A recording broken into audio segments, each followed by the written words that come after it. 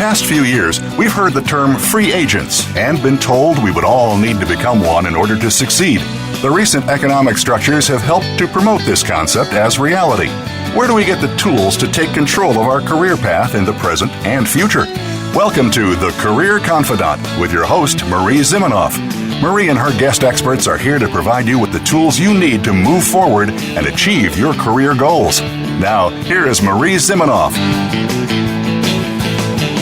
Welcome to the Career Confidante. We're excited to have you all here today and be talking about another topic in career management.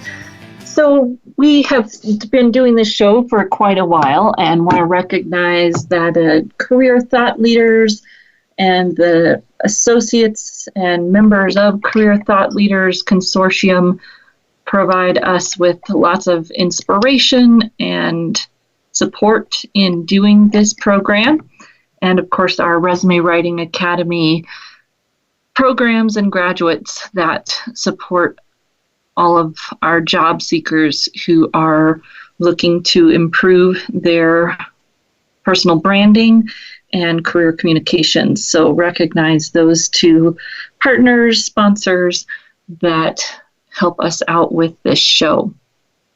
Today, I want to talk about getting a promotion. Seems to be the talk of the town at the moment in terms of how do you finish up the year strong and perhaps go into your annual review process ready to ask for that promotion. Is that the appropriate time to do that? And perhaps if your annual review isn't coming up for a while, maybe even better in terms of what can you do now to start positioning yourself for a promotion. We are going to start looking at a little career roadblock assessment for you to think about what might be in your way and what might you be able to do proactively for yourself to better position for a promotion, whether that's something you see on the horizon near term or a little bit further down the road. There's really no time like the present to think about how you can set yourself up for success in that conversation. We know it's one of the most difficult conversations that we can have in our careers, in those annual reviews or mid-year reviews, to be able to advocate for yourself, promote yourself, whatever word you want to use there that makes you feel comfortable, or most comfortable perhaps. I don't know that we ever feel that comfortable with it. What do we do to really help set the stage for that conversation and to be the most successful we can be? First, of course, we have the most control over ourselves and our actions. We may not be able to control what our boss does or what our organization does, but you have some control over how you act and build your visibility, build your skills within your organization. So let's talk a little bit about you. First of all, is it clear, first to yourself and then to others, what your strengths are, what you enjoy doing, what you want to do more of? Right, the foundational conversation we talk about a lot on this show. Do you know your strengths? Do you know the skills you like to use? Do you know what motivates you at work? And do you know how those skills and strengths that you like to use, add value for the employer? Because we've got to find a sweet spot. We have to find that place where the skills that you like to do also add value to the employer. It's, it doesn't, not going to help you move yourself forward if you know what you do, but you don't know how it connects to your job or how it could connect to your job or what other places within your organization you might be able to use those strengths and skills And you might say, well, Marie, that's great. All this skills talk and strengths talk is wonderful, but don't I just need to do what the organization needs done? A little bit, right? This is meeting in the middle. We're finding that sweet spot of understanding what an organization needs and understanding what you want to do.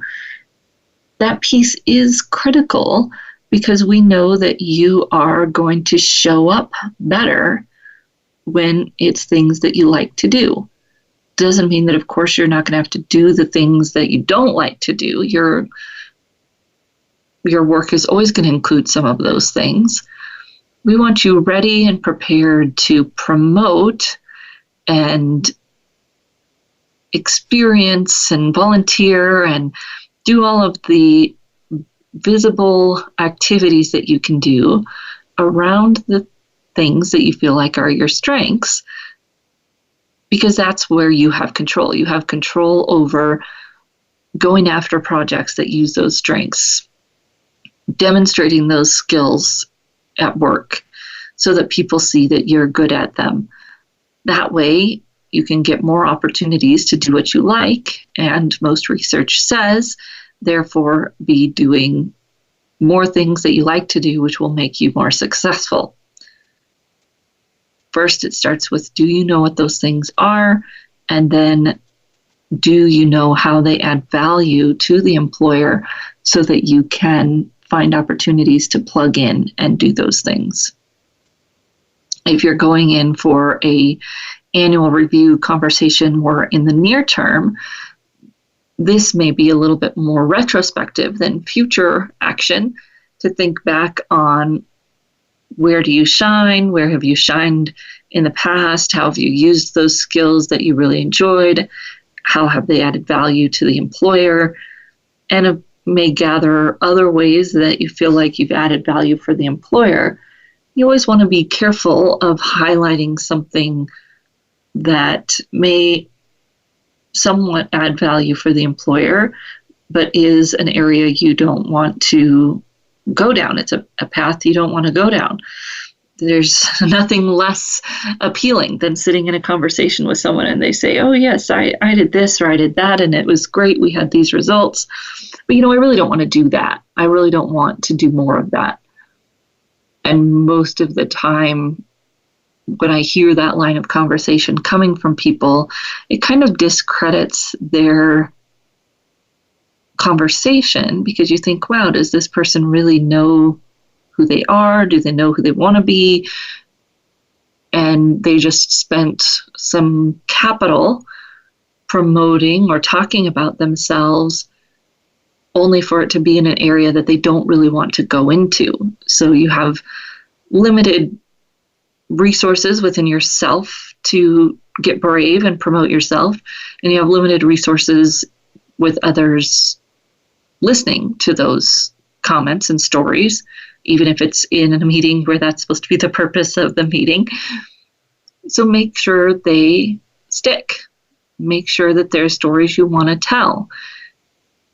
They give value to the organization, and they're also aligned with your strengths and the things you want to do moving forward, so that you're not telling a great story and then backtracking it because it's not what you want to do.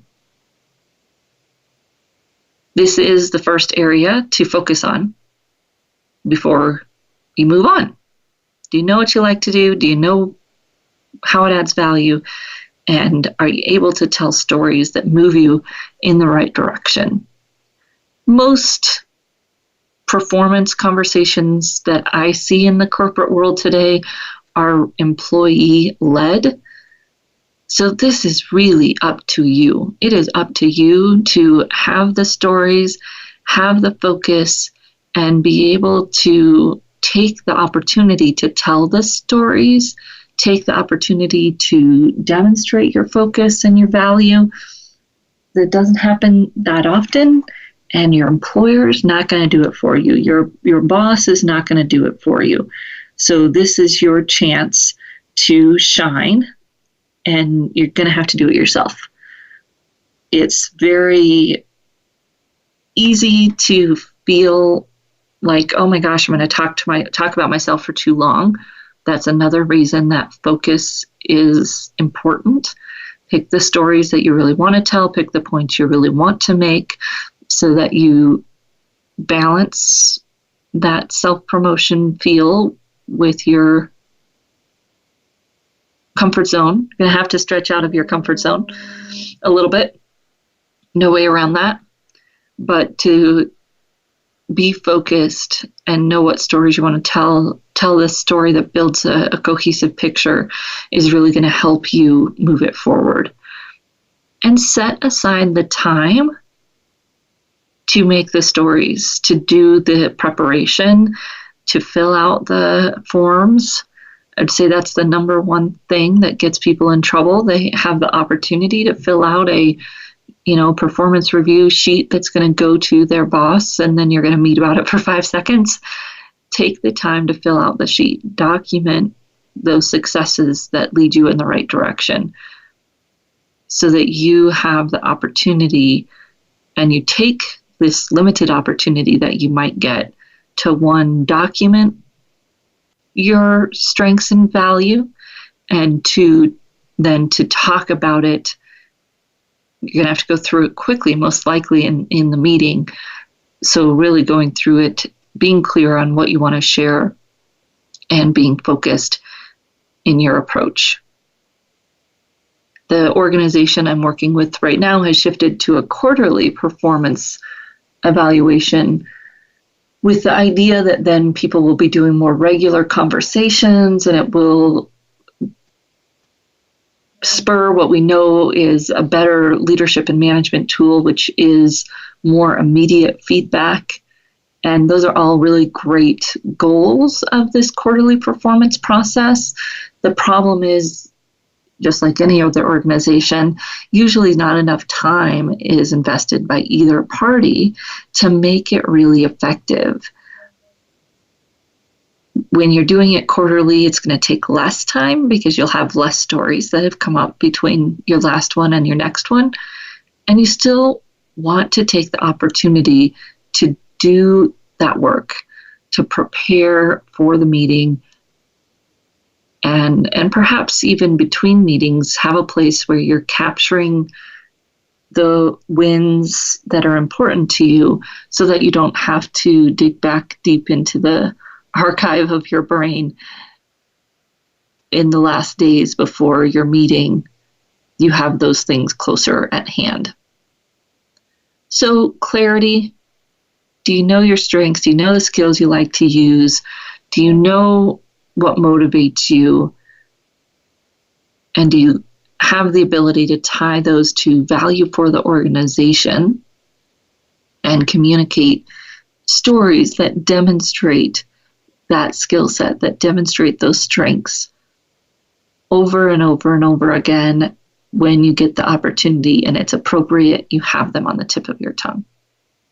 We're going to take a short break. When we come back, we're going to continue talking about how you can set yourself up for a promotion and have that conversation when you get into the meeting. We'll be right back in just a few minutes.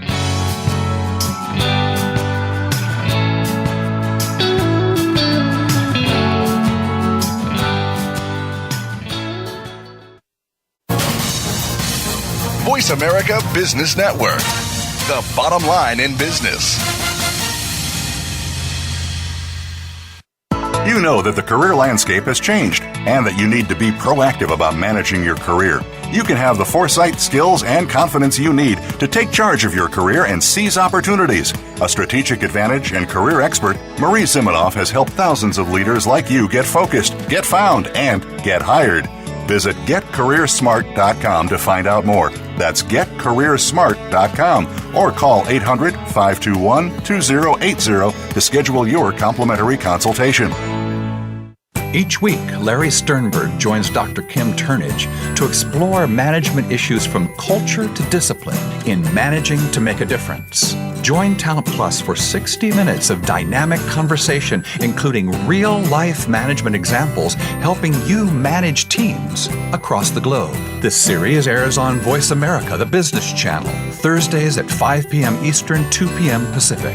Managing to make a difference every Thursday afternoon with Larry Sternberg and Dr. Kim Turnage.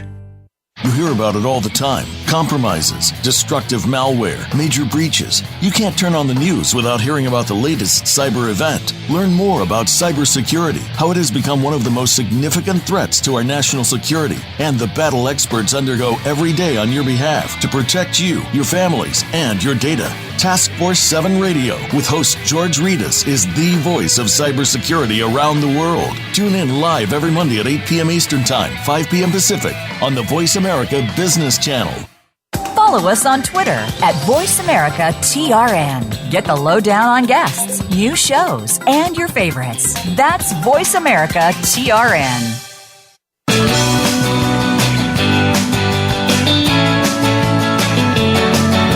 You are tuned in to The Career Confidante with Marie Zimenoff.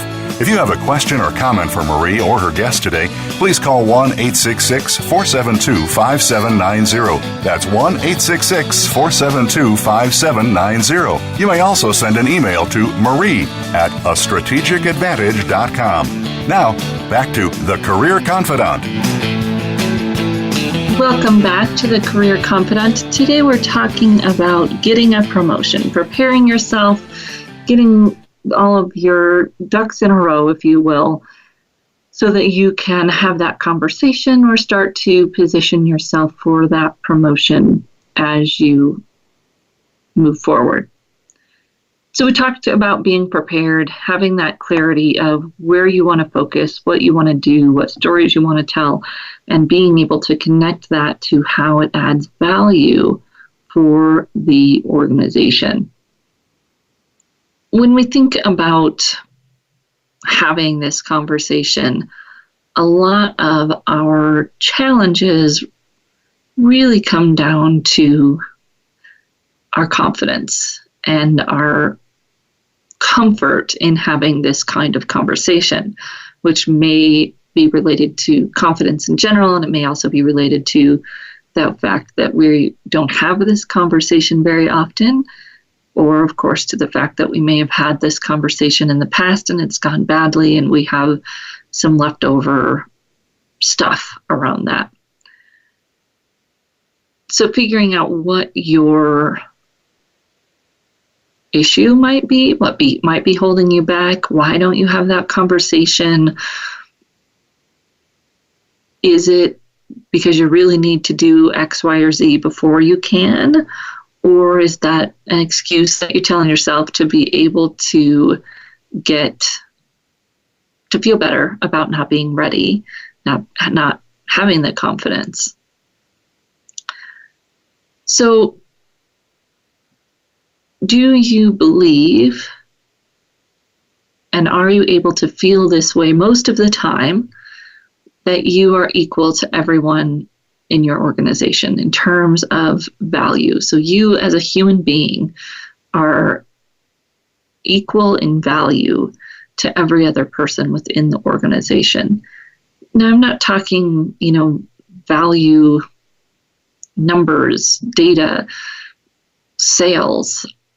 I'm talking you as a person have value, and that value is the same for all people, right? All people are valuable. All people have value intrinsically. And are you able to act from that place that you're not above, not below, just really valuable and equally as valuable as everyone else on the team? That's much more challenging than it sounds.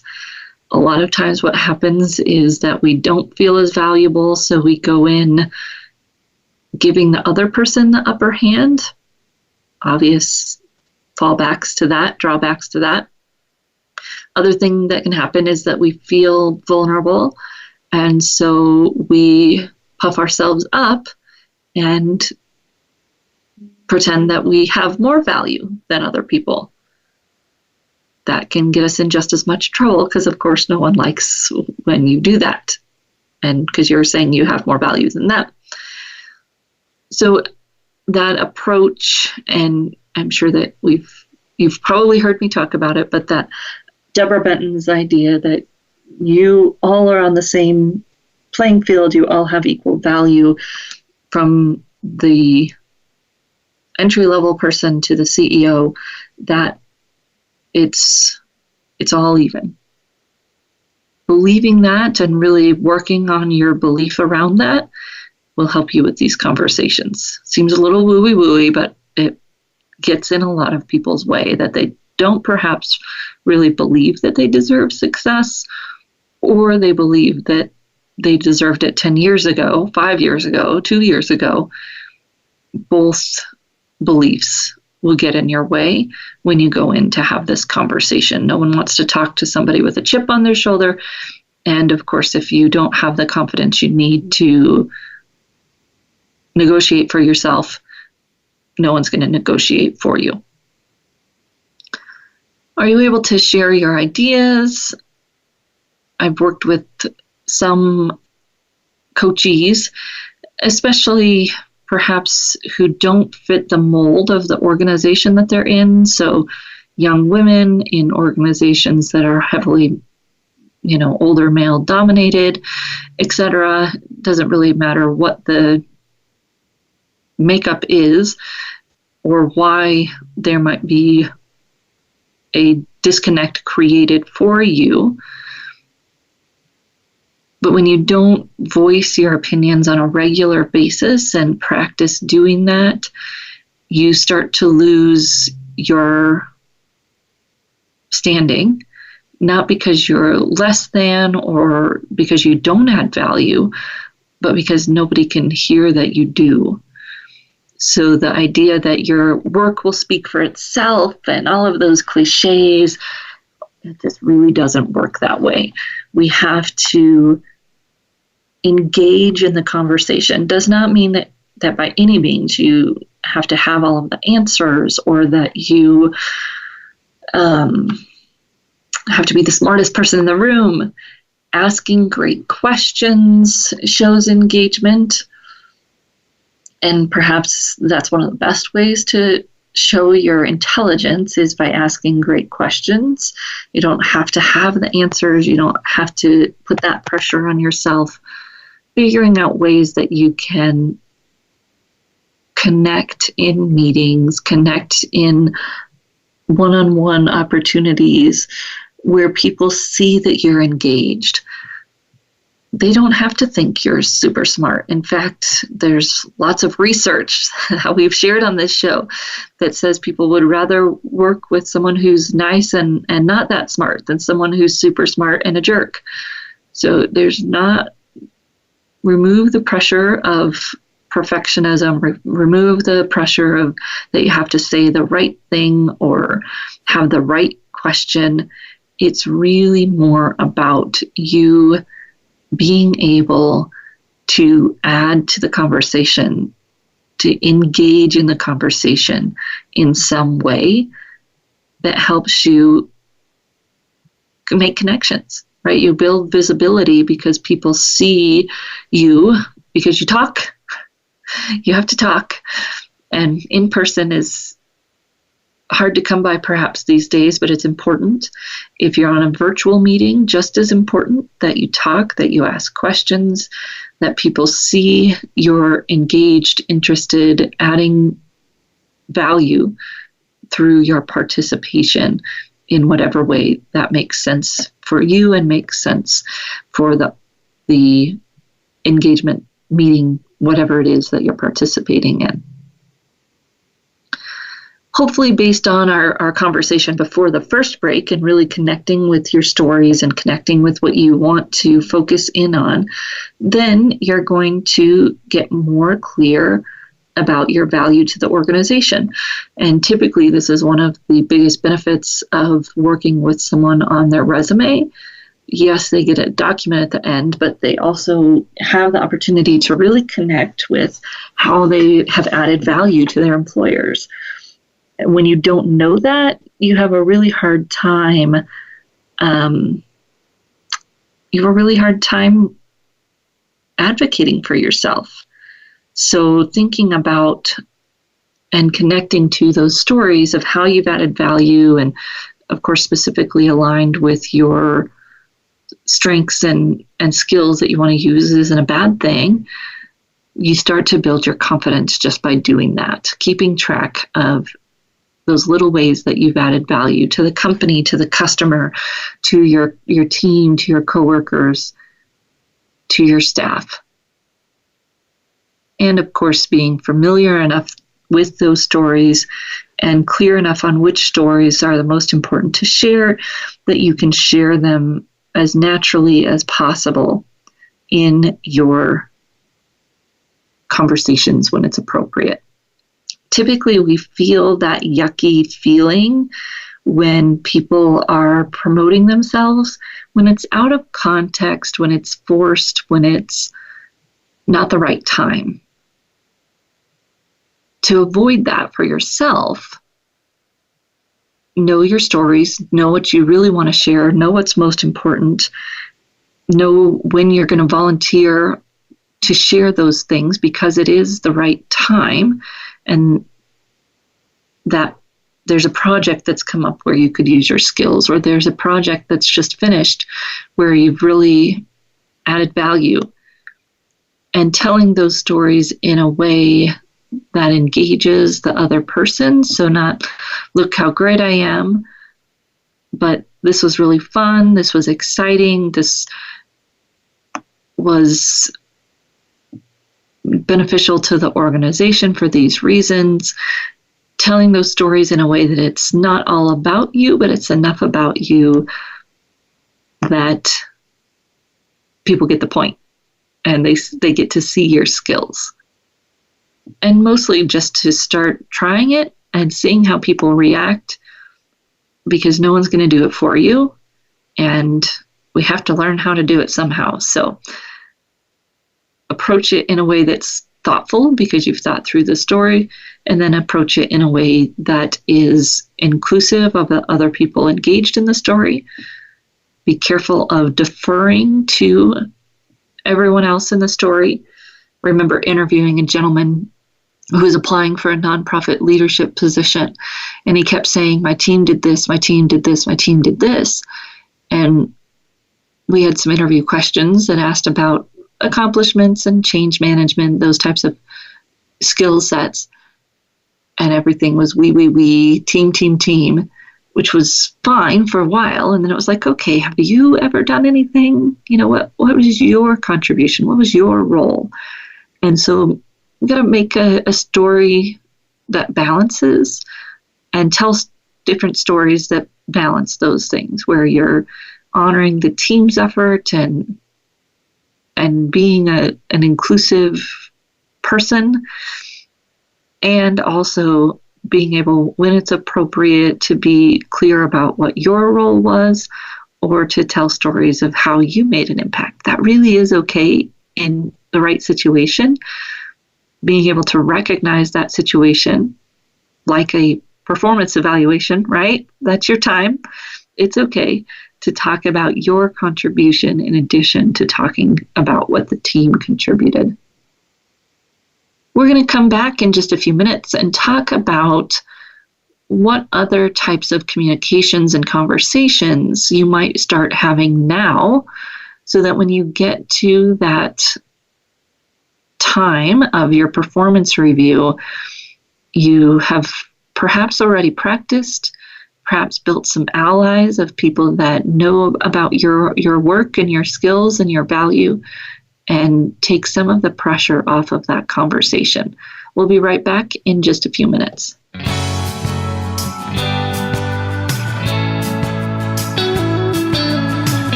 The business community's first choice in Internet Talk Radio. Voice America Business Network. You know that the career landscape has changed and that you need to be proactive about managing your career.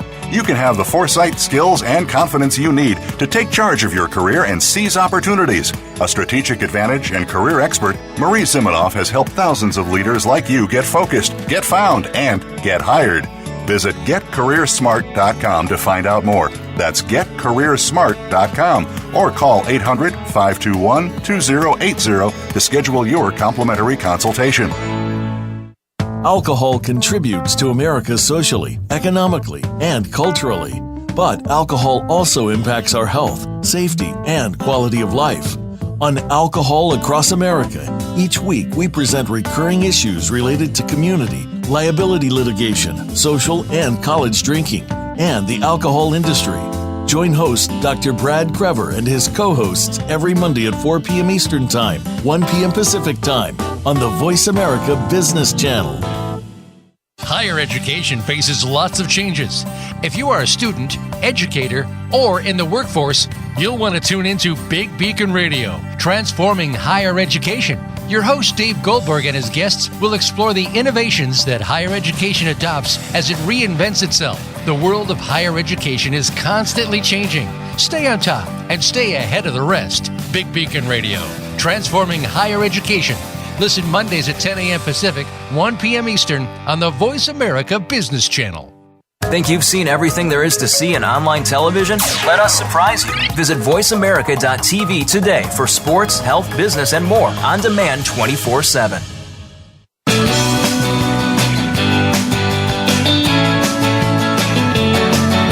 You are tuned in to The Career Confidante with Marie Zimenoff. If you have a question or comment for Marie or her guest today, please call 1-866-472-5790. That's 1-866-472-5790. You may also send an email to marie@astrategicadvantage.com. Now, back to The Career Confidante.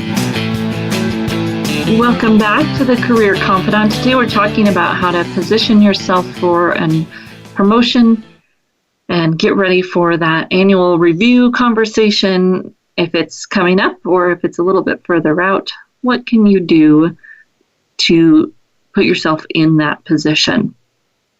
So we talked a little bit about having your ducks in a row, knowing what you want to talk about so that you can do so when the right time presents itself.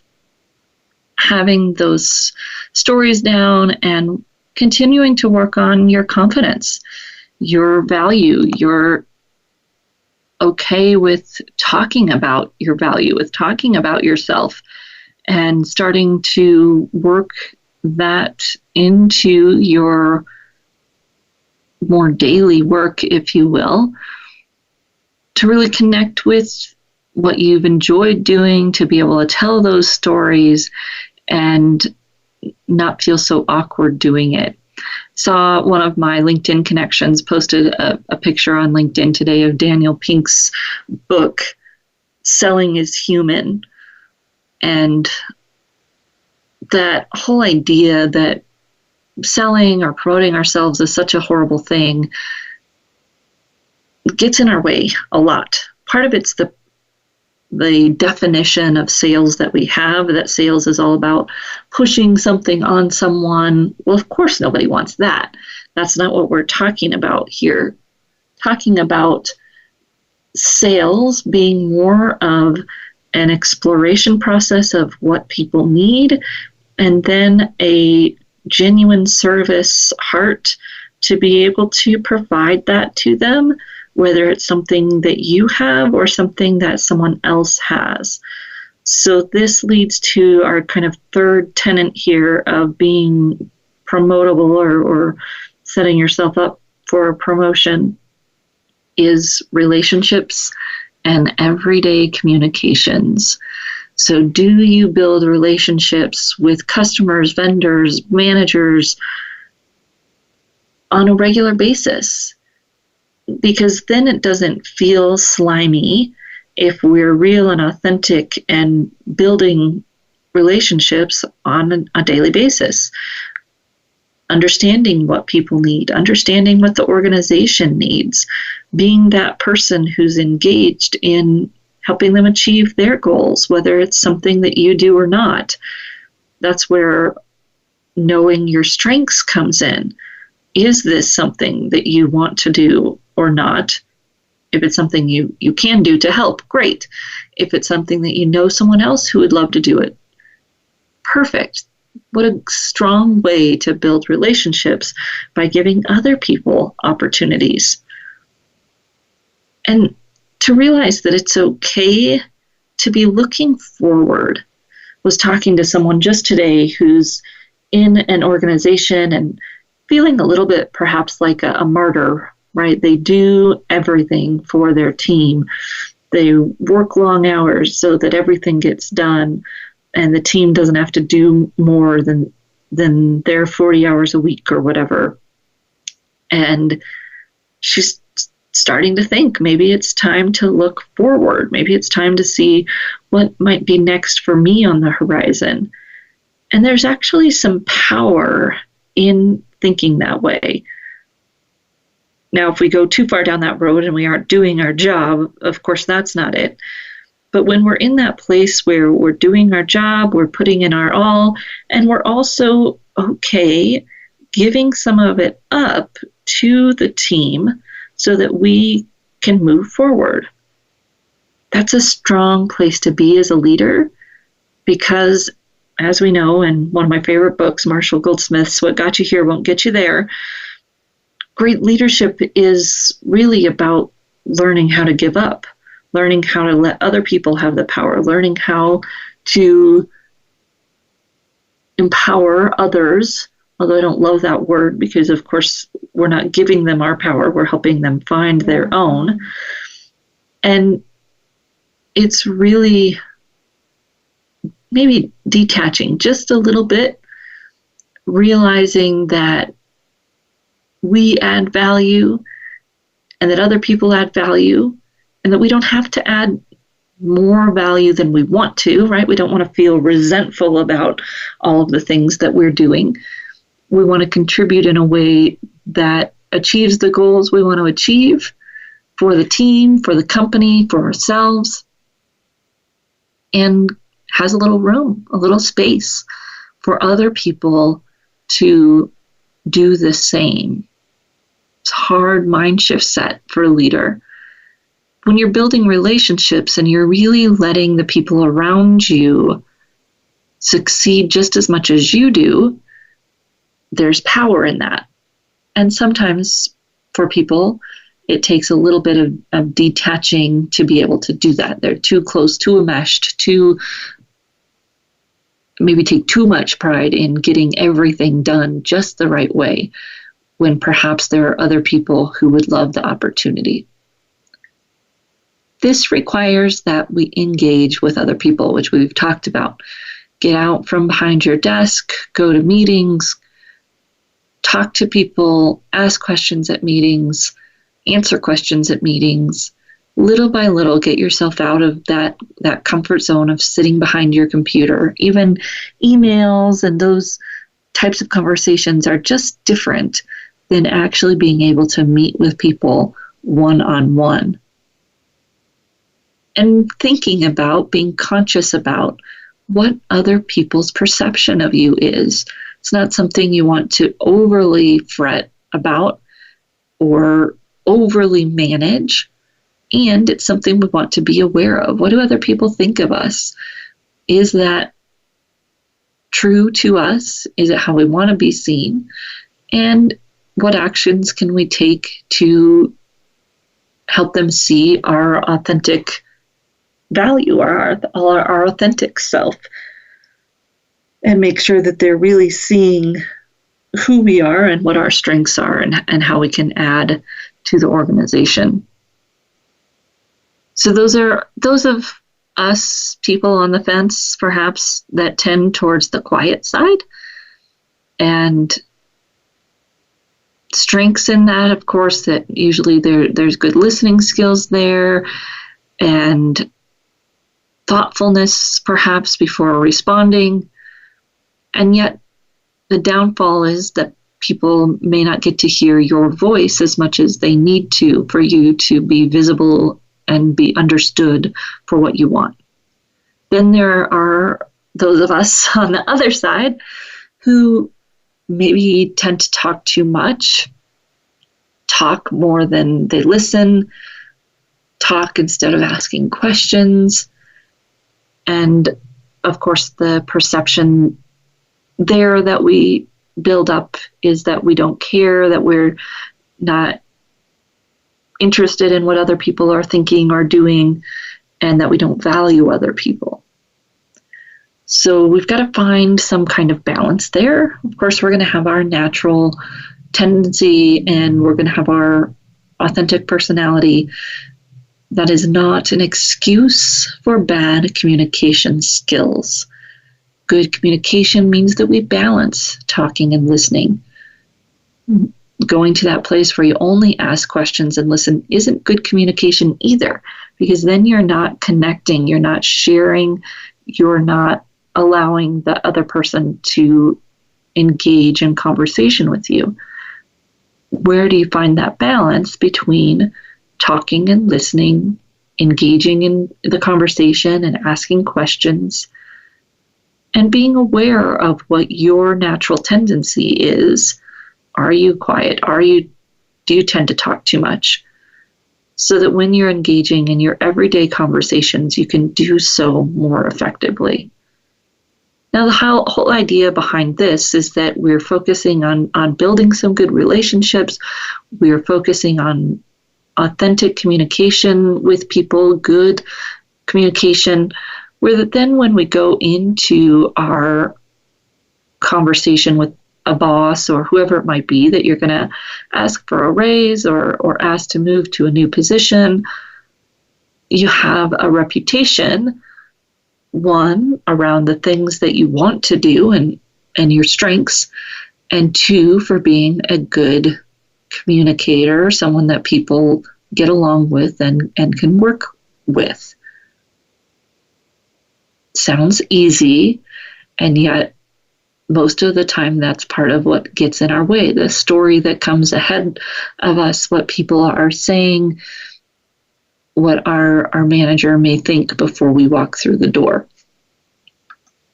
Takes a little bit more proactive management to be able to influence those perceptions before we get into the conversation. And then we don't have to worry about, do they think we're valuable enough or not? Do we think this might happen or not? And can have a little bit more frank, valuable conversation in the direction of getting ourselves that promotion or new job or whatever it is that we might want. So are we clear on what we want? Are we confident enough to be able to have that conversation? And have we built relationships that give us the capital we need to have this conversation? A lot of times people talk about money and all the other different kinds of measures, but we don't talk enough about human social capital. Social capital meaning your relationships, and are they strong enough for people to stand up for you, for people to be your cheerleader, for people to put their neck on the line and advocate for you? That social capital is probably the most important thing you have at work. And are you spending some time and effort to build it? We're going to take a short break. When we come back, going to put these all together and give you a little bit of a checklist for being able to be ready for that next annual review. We'll be right back in just a few minutes.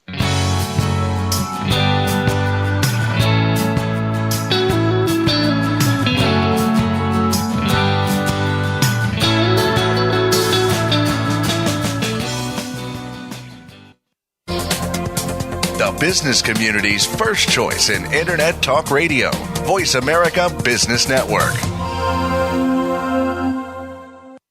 You know that the career landscape has changed and that you need to be proactive about managing your career. You can have the foresight, skills, and confidence you need to take charge of your career and seize opportunities. A strategic advantage and career expert, Marie Zimenoff has helped thousands of leaders like you get focused, get found, and get hired. Visit getcareersmart.com to find out more. That's getcareersmart.com or call 800-521-2080 to schedule your complimentary consultation. We hear it and read about it every day in the news. America is heading over a fiscal cliff. Home prices are still receding and unemployment growing.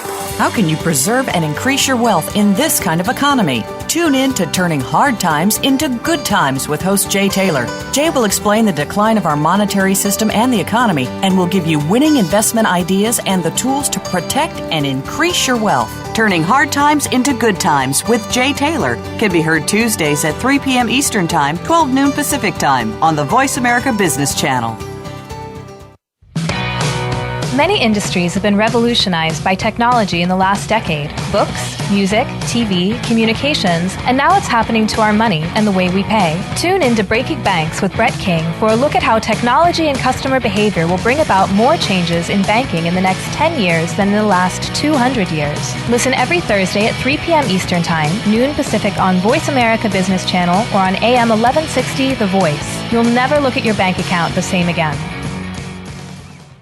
Become our friend on Facebook. Post your thoughts about our shows and network on our timeline. Visit facebook.com/Voice America.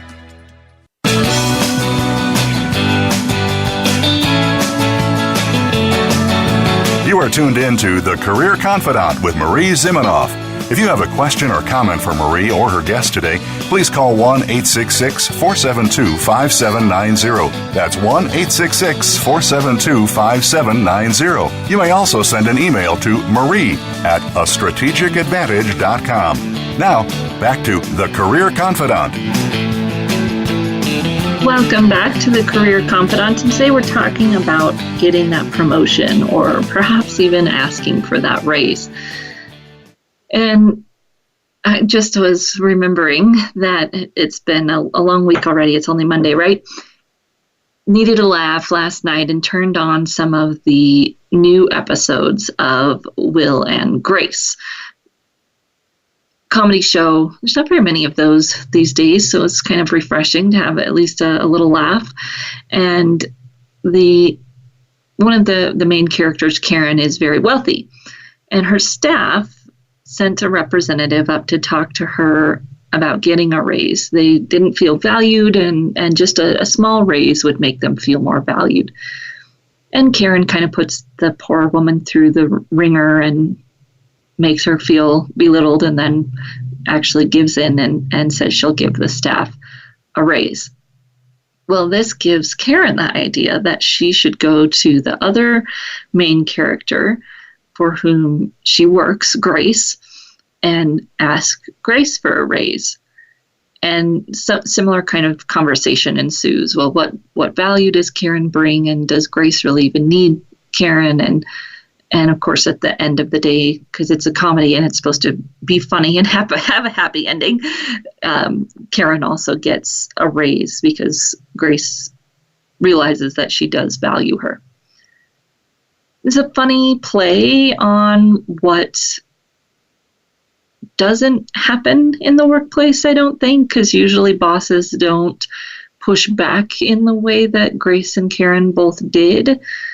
But it's perhaps what we're afraid of, is that we're going to ask someone and they're going to say no because they don't value us, or they're going to say no because they can't, and then we're not going to feel valued.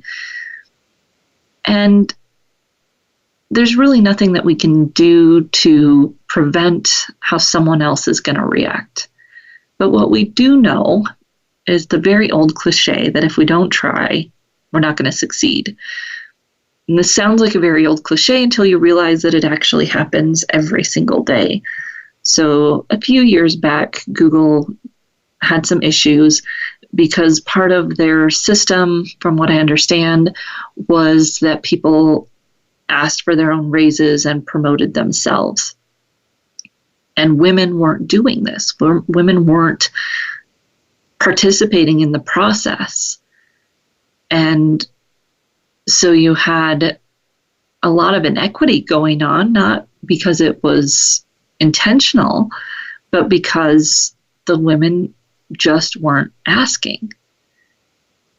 This draws back around our circle to the whole idea about sales and self-promotion and how we've convinced ourselves that it's a bad thing. That if we just work hard enough, someone will recognize it and we'll get that raise we deserve, or the promotion we deserve, or the props, the press, whatever it is that we think we deserve, but we are too afraid to ask for it, or maybe we just don't think we should have to. When we get into that line of thinking, that's a bad place to be. Are you going to argue with the way that the system works? Or are you going to do what needs to be done to get where you want to go? And it doesn't have to be an either or, that because we're doing that, we're stepping on others or being mean to others or not acknowledging others. We got to get rid of that either or thinking. That usually is just a roadblock we've put up to make ourselves feel better about not doing something we're uncomfortable doing. No one's going to talk about you and what you like to do and what you want to do the way you need to get where you want to go. No one's going to share your successes. No one's going to tell the stories that need to be told unless you start telling them. And you can do this in small ways, right? You can adjust your email signature, put a title in there for yourself, put a quote in that speaks to you and speaks to your strengths.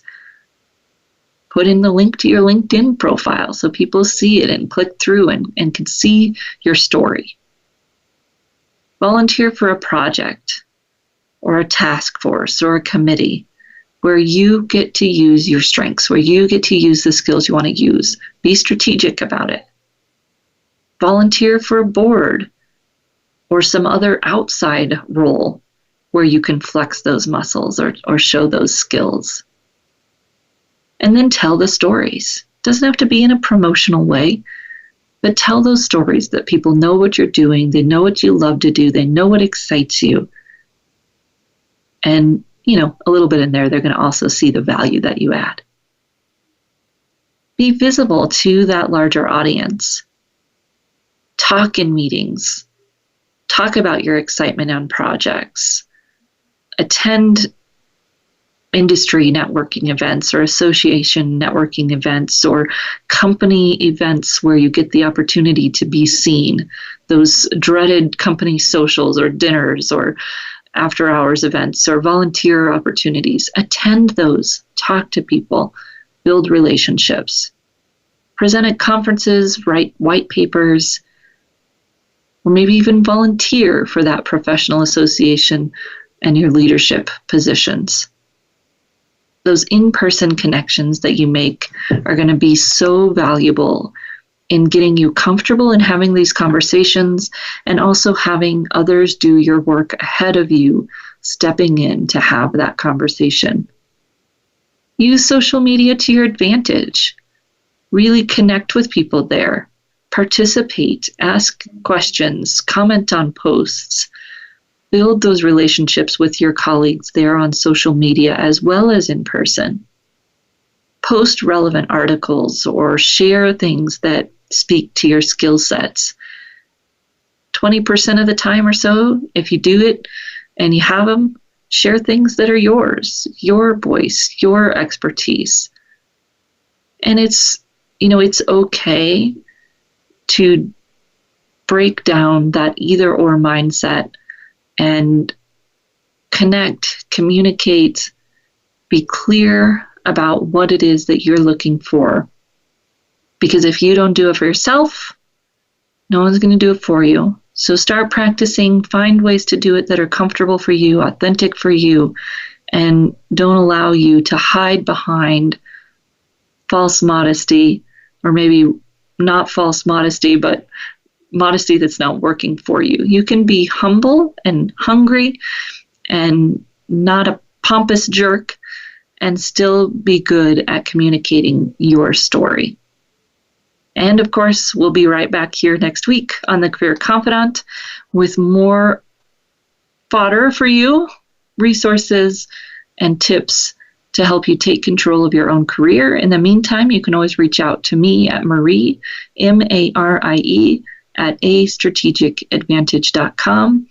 And we look forward to seeing you right back here again next week on the Career Confidante.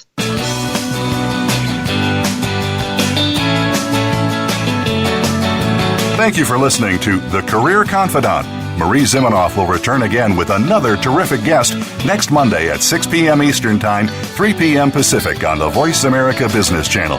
Be sure to join us then.